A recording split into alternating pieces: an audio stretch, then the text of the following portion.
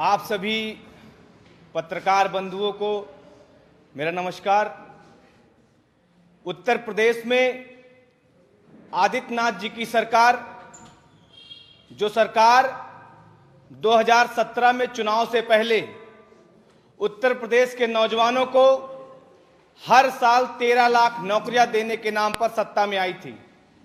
90 दिनों के अंदर उत्तर प्रदेश में सारे पदों की भर्तियों को भरने के नाम पे उत्तर प्रदेश की सत्ता में आई थी।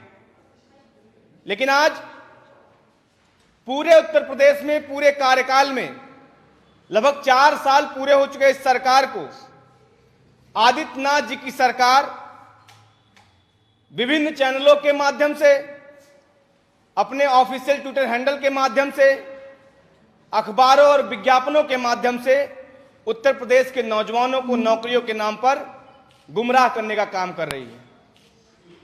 और आज ये बात क्यों कहनी पड़ रही है? बीते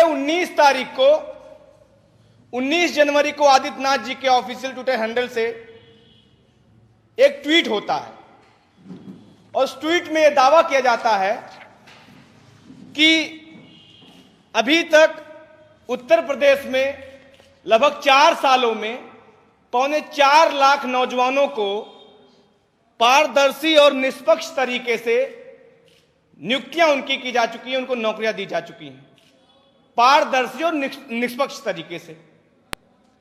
अरे वाह आदित्यनाथ जी, हमें तो बड़ा गर्व हुआ इस सुन के कि आपने 4 सालों में 4.25 लाख नौकरियां उत्तर प्रदेश के नौजवानों को निष्पक्ष तरीके से दे दी। लेकिन आपको जान के हैरानी होगी कि जब आदित्यनाथ जी के इस बयान पे हमने आरटीआई लगाई, एक नौजवान ने जब आरटीआई लगाई तो आरटीआई में क्या जवाब आता है? 25 तारीख को आरटीआई लगाई गई और आरटीआई में पूछा गया कि माननीय मुख्यमंत्री कार्यालय उत्तर प्रदेश शासन महोदय, जरा ये बताइए कि 2017 से 2020 तक आपके क्रमिक विभाग ने विभागवार कितनी नियुक्तियां की हैं, कार्मिक विभाग ने। तो आरटीआई को जो जवाब आता है, आरटीआई का जवाब बेहद चौंकाने वाला है। आरटीआई के जवाब में ये बात सामने आती है कि कार्मिक विभाग ये कहता है कि ये सूचना ही हमारे पास उपलब्ध नहीं है। यानी जिस निष्पक्षता की बात आदित्यनाथ जी का ट्विटर हैंडल कर रहा है, 4 सालों में 4.25 लाख नौकरियां देने की बात आदित्यनाथ जी कर रहे हैं, वो सूचना आरटीआई के पास ही नहीं है। तो आखिरकार उत्तर प्रदेश के नौजवानों को इस तरीके के इश्तिहारों के माध्यम से, टीवी चैनलों और अखबारों के माध्यम से उनको क्यों गुमराह किया जा रहा है? आखिर क्या गलती है इस नौजवान की जिसने आपको 2017 में अपने कंधे पे बिठा के सत्ता के शिखर पे पहुंचाया? चाहे मैं बात कर लूं 49,568 पुलिस और पीएससी के भर्ती के नौजवानों की, आज वो नौजवान उसका मेडिकल नहीं हो रहा है और आदित्यनाथ जी की सरकार ये दावा करती है कि 4 किस्तों में इनका मेडिकल होगा और 2024 तक उनको नियुक्ति मिलेगी।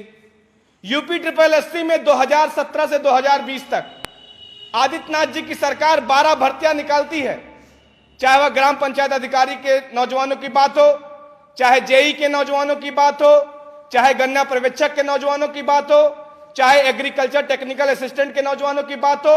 इन तमाम नौजवानों को आज नियुक्ति पत्र के नाम पर उनको उत्तर प्रदेश की राजधानी में लाठियां मिल रही हैं, पुलिस के द्वारा उनको मां बहन की गालियां मिलती हैं और आदित्यनाथ जी आए दिन ट्विटरों के माध्यम से, फेसबुक के माध्यम से, अखबारों के माध्यम से उत्तर प्रदेश के नौजवानों को गुमराह कर रहे हैं।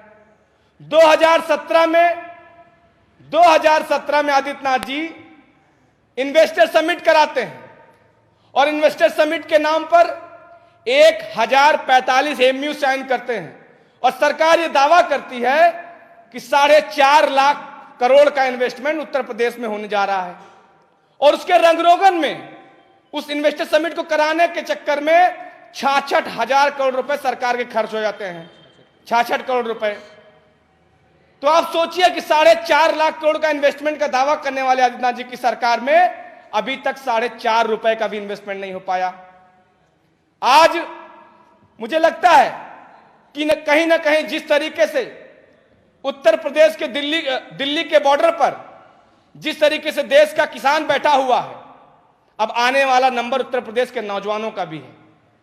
मुझे लगता है कि उत्तर प्रदेश के नौजवानों को मैं आप तमाम लोगों के माध्यम से अपील करना चाहता हूं कि नौजवानों को किसानों के साथ आना पड़ेगा, क्योंकि जिस तरीके से आज किसानों के ऊपर सरकार अत्याचार करने का काम कर रही है, अब अगला नंबर उत्तर प्रदेश के नौजवानों का है। तो इन्हीं तमाम चीजों को लेकर आप सबके बीच में ये इनका झूठ का पर्दाफाश करना था हम लोग को।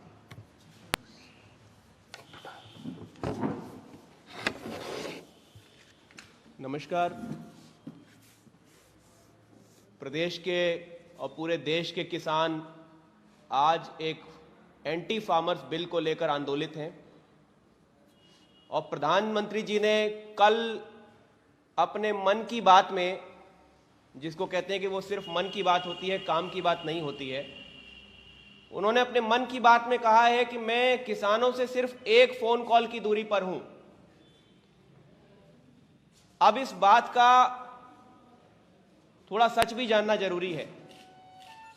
पता यह चला है कि गाजीपुर बॉर्डर पर, टिकरी बॉर्डर पर और सिंघू बॉर्डर पर स्थानीय पुलिस लगातार बैरिकेडिंग बढ़ाती जा रही है, कटीले तार लगाती जा रही है,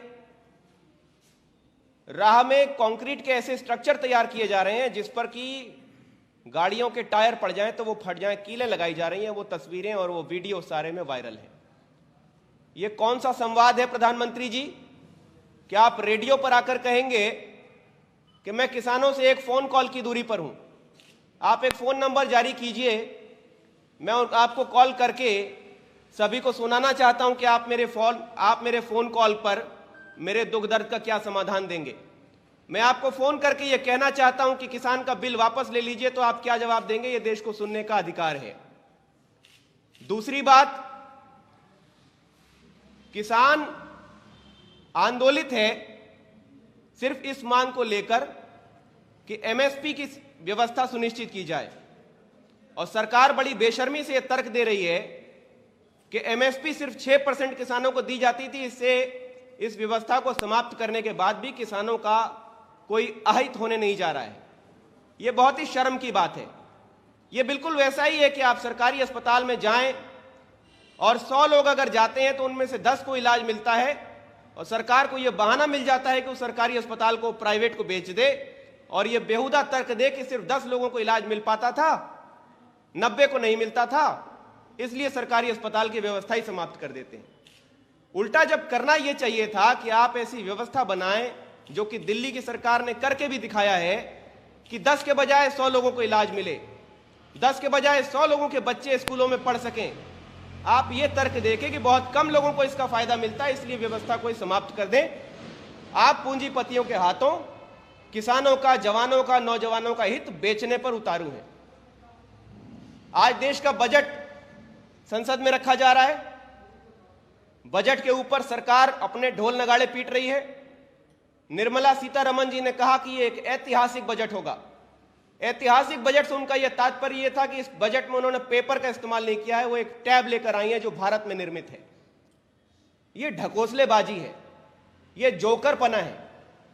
आप देखिए कि उस टैब में क्लिक करके यह व्यवस्था बनाई गई है कि एक क्लिक करते ही भारत के एयरपोर्ट अडानी के नाम हो गए, एक क्लिक करते ही भारत के जो रेलवे स्टेशन है वो अडानी के नाम हो गए, हमारा भविष्य जो है वो अंबानी के नाम हो गया, तमाम सरकारी उपक्रम आपने बेच दिए, तमाम सड़कों को उठा के बेच दिया, और आप इसको ऐतिहासिक बजट कहते हैं। वाकई ये ऐतिहासिक बजट है। ये भारत को इतिहास में उस समय ले जाएगा, सन 1200, सन 1400 में पाषाण काल में लेकर जाएगा। तो ये बजट भारत के युवाओं की बर्बादी की दास्तान है, भारत के युवाओं के भविष्य के साथ खिलवाड़ है, और भारत की तरक्की के सभी संभावनाओं के रास्ते ये बजट बंद करता है। इस सरकार ने नौजवानों के, किसानों के, व्यापारियों के, कर्मचारियों के, सभी के हितों को बड़ी बेशर्मी के साथ कॉरपोरेट के हाथों बेच दिया है, और अपनी पीठ थपथपाने से भी पीछे नहीं हट रही।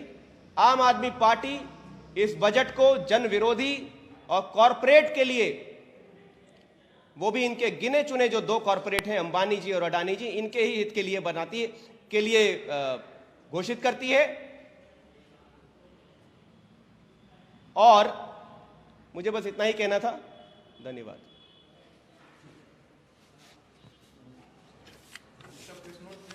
प्रेस नोट भेज दे रहे हैं आपको।